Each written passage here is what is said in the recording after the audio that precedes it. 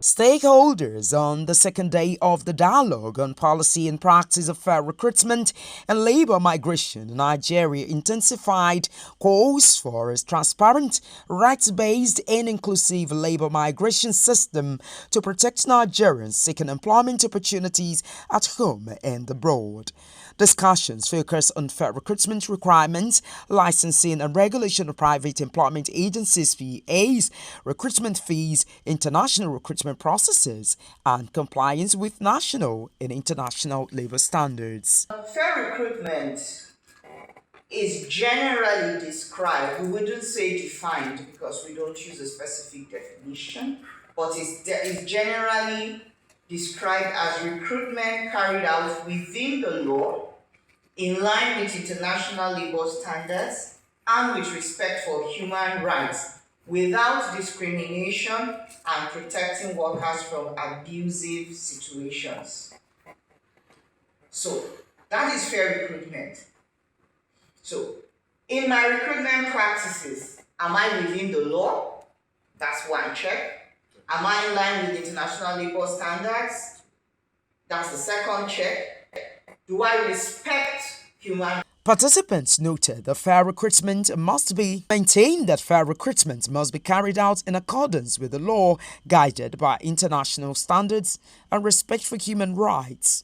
Another theme that has been recurring for us has also been awareness in terms of protecting migrant workers' rights. So that as well, we would leverage on the strength of the CSOs as well as the labor unions to be able to drive that much more effectively. Then another weak area which we identified was in the area of monitoring and enforcement. And while we know that the ministry has like the key mandate, but we all need to play supporting roles. So I think something critical for us is how do the rest of us support monitoring and enforcement. So could it be when we see the issues or the challenges, how do we write, how do we follow up till the very end? I recall the example that Mr. Rex gave. He followed up. Dialogue also highlighted the need for greater stakeholder participation in the negotiation of bilateral labor agreements (BLAs). Participants noted that unlike Uganda, Ethiopia, and the Philippines, where such agreements are more accessible, Nigeria's BLAs remain largely inaccessible, limiting transparency and stakeholder participation. However, urged the federal government to make the agreements more accessible and adopt a more inclusive approach by involving critical stakeholders in their negotiations and implementation. A reward for a doctor.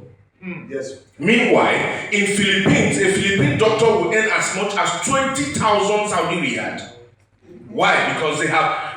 But I was in Dubai. I worked as a staff in Dubai. When I was working as a waiter. Myself, I was earning then in Dubai, I think I was earning 750 riyal. Yes. Okay, then this same job we were doing with a Philippine, he was earning 1,500 because I was a Nigerian. There is no agreement between my government and their government. You can go online and search for this agreement. Then when you don't see, you can come back to Ministry of Labour and talk about it. That's number one. Then talking about the trade test, do I have to be carrying it all over the place? This thing is in the public domain.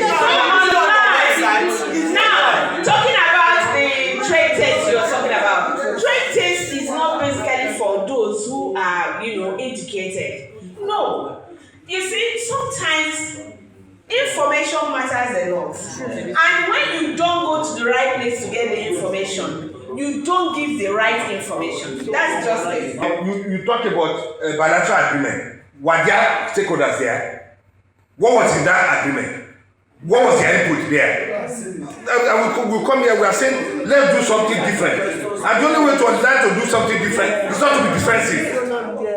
The dialogue organized by NECA and the ILO is expected to contribute to practical reforms that will strengthen fair recruitment and improve labor migration governance in Nigeria.